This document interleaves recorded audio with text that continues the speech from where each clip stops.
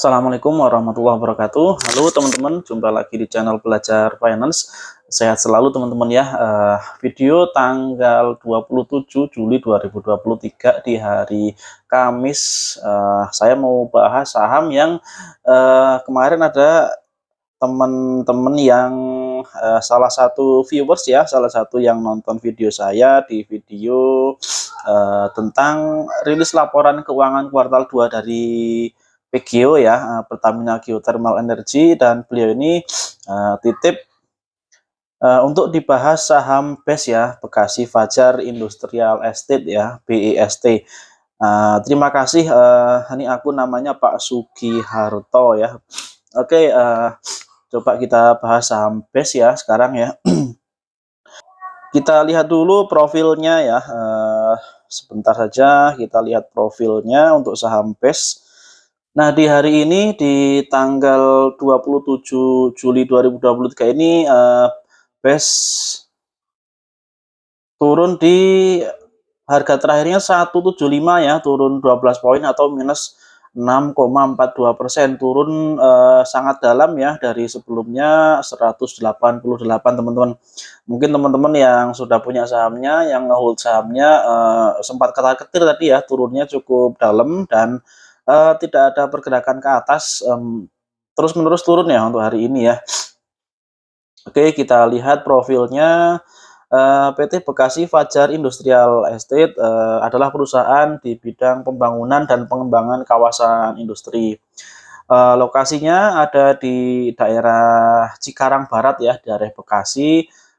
Tepatnya dia mengembangkan kawasan industri namanya MM 2100 ya. Adalah lokasi atau kawasan industri yang juga ada beberapa infrastruktur lain, misalkan fasilitas rekreasi dan juga sarana pendukung lainnya. Coba kita lihat ke websitenya ya, websitenya BES atau Bekasi Fajar. Nah, sekarang kita lihat beberapa jenis bangunan yang dikembangkan oleh BES ini teman-teman. Jadi kawasan industri MM 2100 selain membuat kawasan untuk perusahaan di bidang industri, tentunya juga menawarkan fasilitas pendukung yang lain ya. Nah, kita lihat di sini yang pertama, bisnis dari BES ini adalah menjual lahan untuk industri ya. Kemudian yang kedua, menawarkan juga bangunan pabrik standar yang siap pakai untuk kebutuhan industri ringan dan sedang, luasnya rata-rata sekitar 1000 meter persegi per unitnya. Kemudian yang ketiga, pergudangan atau pusat logistik. Nah, lokasinya di timur Jakarta ya, di daerah Bekasi, di Cikarang, tepat di samping tol teman-teman ya. Dari pusat kota Jakarta 30 km, ke pelabuhan 35 km, ke bandara 64 km. Dan langsung terkoneksi dengan pintu tol Cibitung ya, yang merupakan ruas dari jalan tol Jakarta Cikampek. Itu sekilas tentang lokasi dan bisnis dari BES ya. Kemudian di sini ada penjabaran juga ini teman-teman, dari websitenya dijabarkan tentang infrastruktur yang ada di Bekasi Fajar ya, yaitu listriknya dipasok oleh perusahaan swasta yaitu Cikarang Listrindo ya. Ini perusahaan yang juga melantai di bursa, kode sahamnya Power, pasti teman-teman sudah familiar ya dengan saham Power. Kemudian pasokan air dari sungai setempat yang diolah oleh MM 2100 sendiri. Kemudian tentunya ada pengolahan air limbah, ada juga saluran komunikasi, kemudian ada penyediaan gas alam.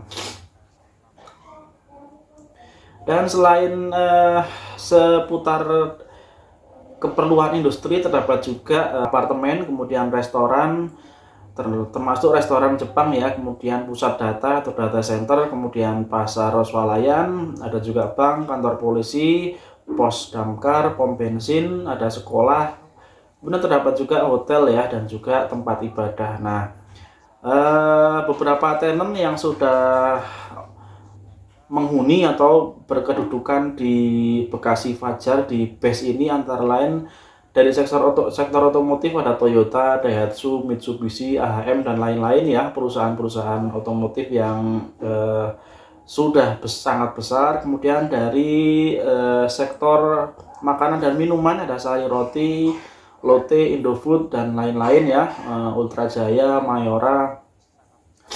Dan di bidang logistik serta pergudangan, lalu ada juga di peralatan dan mesin ya, mesin misalkan Komatsu, Kobelco, Hitachi. Kemudian di bidang IT dan elektronik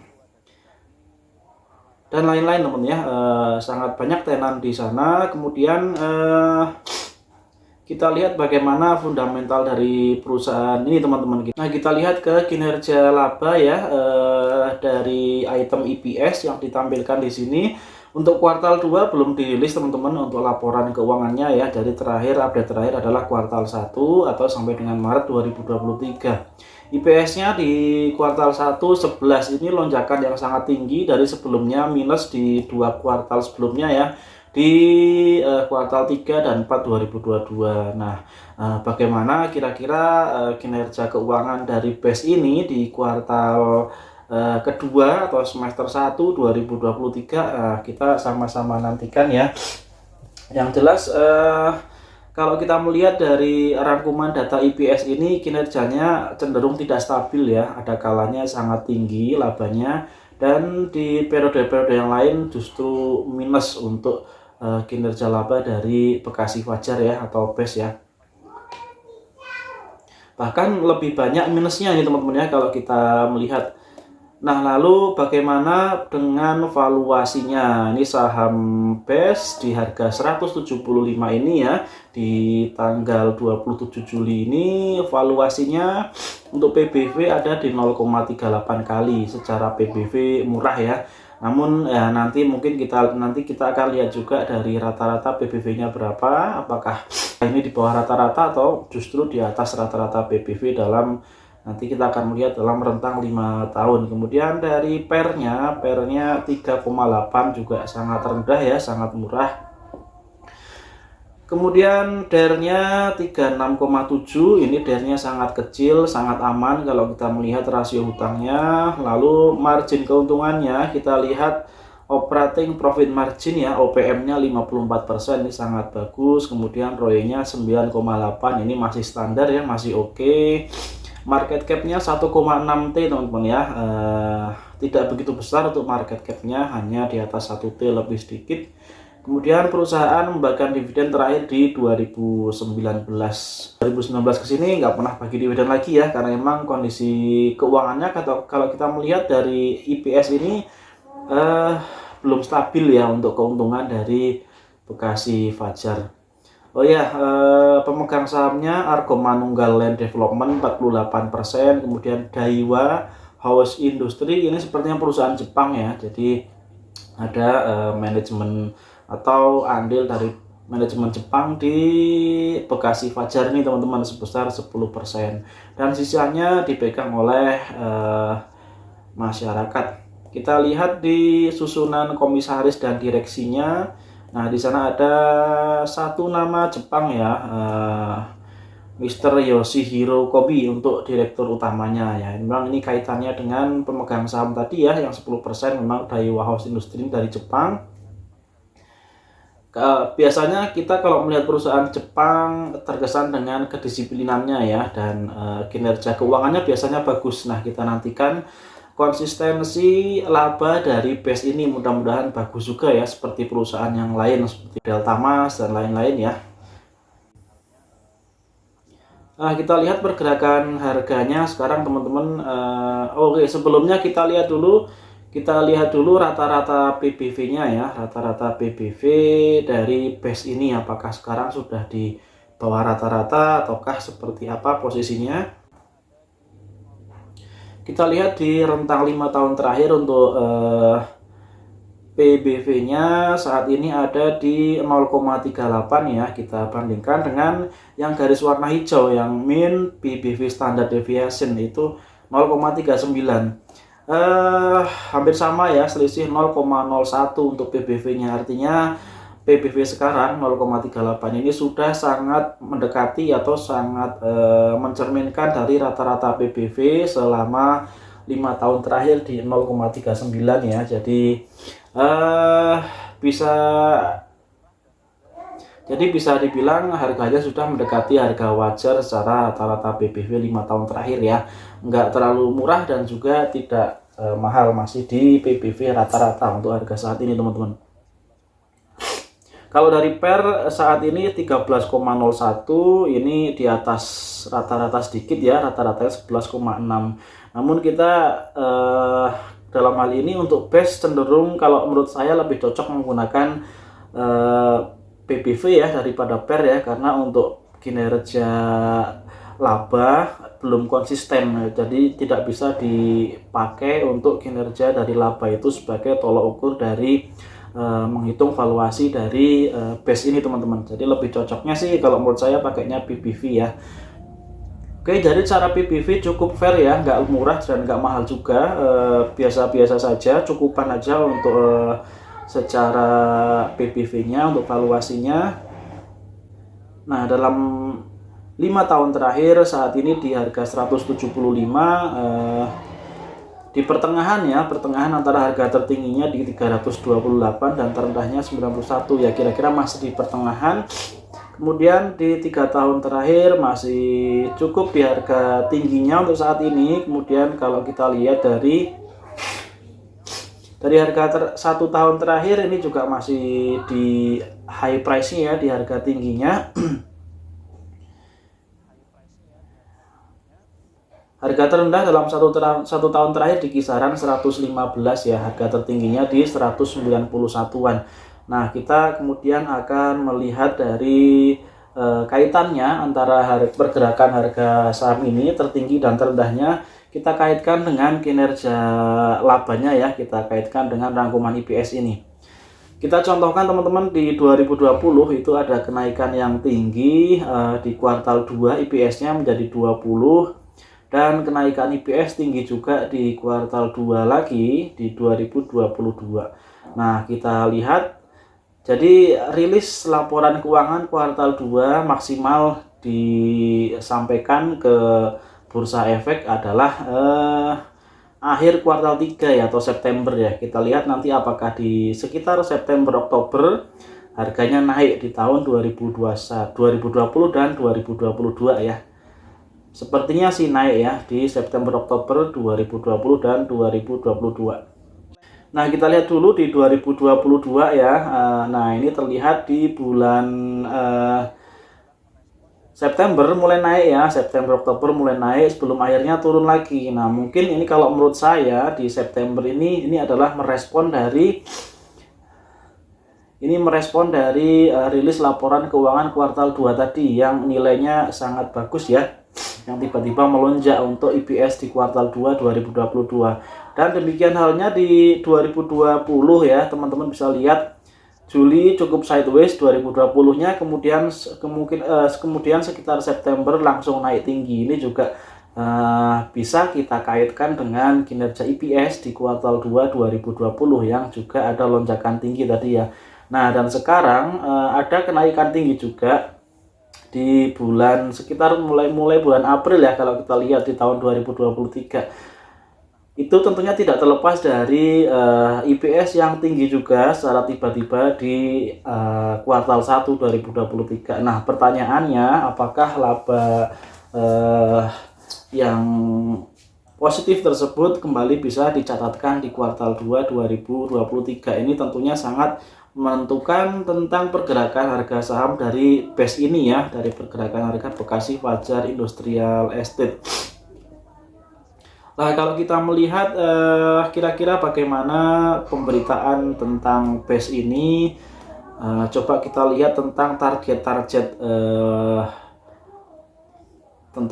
pendapatan dari base ya. Biasanya ada di pemberitaan seperti ini. Nah, ini berita keempat dari atas ya, Incar laba 100 miliar, begini strategi base tahun ini. Coba kita lihat, ini berita tanggal 4 Juni.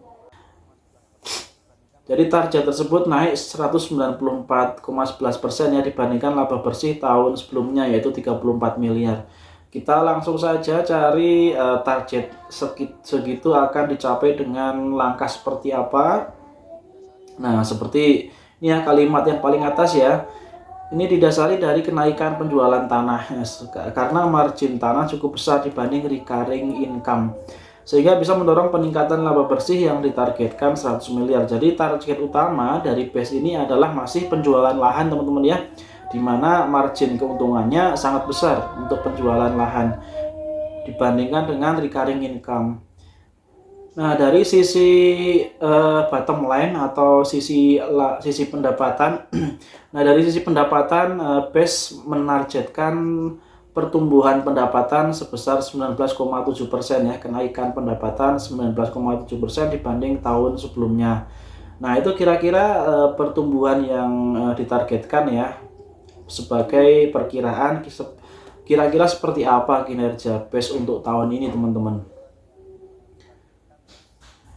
Kemudian di informasi selanjutnya di kuartal 1 2023 sudah ada penjualan 52 miliar yang berasal dari sektor pergudangan atau logistik dan juga otomotif.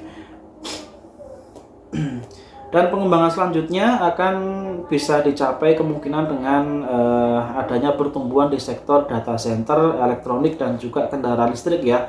Nah, itu pernyataan dari manajemen yang dikutip oleh pemberitaan dari kontan.co.id di pemberitaan tanggal 4 Juni 2023. Kemudian ada sedikit lagi untuk recurring income, pihaknya atau perusahaan menargetkan pertumbuhan sekitar 6% ya. Pertumbuhannya sedikit saja untuk recurring income. Recurring income ini berasal dari manajemen fee ya, pelayanan atau service berupa maintenance dan juga water, air, dan pelayanan lainnya kepada tenant atau penyewa lahan dan juga pembelinya. Oke, sekarang kita melihat ke pergerakan harganya teman-teman ya. Kita lihat teknikalnya seperti apa.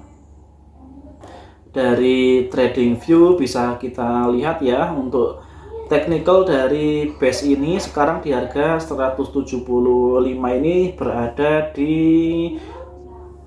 bawah dari garis MA5 ya. MA5 nya ada di angka 182, kemudian MA20 nya ada di 181, sedangkan MA50 nya ada di angka 171. Jadi support barangkali yang bisa kita andalkan, yang bisa kita pakai di sini adalah di posisi MA50 ya teman-teman ya, di angka atau di harga 171 ya. Teman-teman bisa jaga di angka itu kalau mau beli, mungkin di sekitar 170-an ya, di dekat harga atau di dekat titik MA50. Dan angka itu juga terkonfirmasi di bulan Juli, di tanggal 4 Juli ya, tanggal 3 dan 4 Juli, di mana sempat turun namun berhasil rebound naik kembali ya di harga 170, 171, kemudian naik lagi untuk pergerakan harga dari saham BES ini teman-teman. Kemudian titik resistennya di berapa? Kalau kita melihat resisten terdekat itu di angka 190-an teman-teman ya, 190-an, atau ada selisih 15 poin dari harga saat ini ya. Jadi 15 dibanding harga saat ini sekitar 8%-an ya, mungkin profit yang bisa kita targetkan. Sementara penurunannya sekarang sebetulnya sudah mendekati ke titik support ya di angka 170.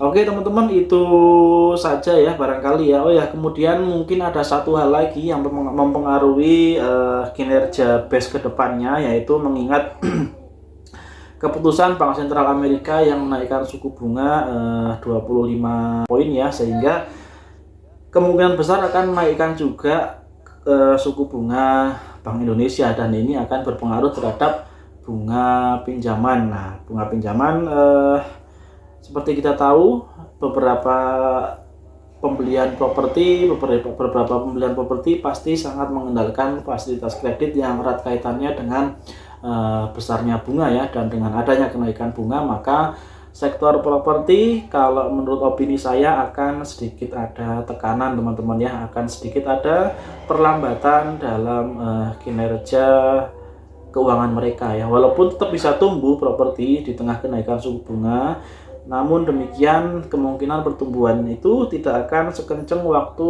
kuartal 1 kemarin teman-teman ya. Kita lihat saja bagaimana rilis laporan keuangan kuartal 2 dari BES ini ya. Terima kasih yang sudah nonton. Mohon maaf jika banyak salah. Kita jumpa lagi di video berikutnya. Mudah-mudahan video saya bermanfaat. Kalau teman-teman suka silahkan di like dan di subscribe. Assalamualaikum warahmatullahi wabarakatuh.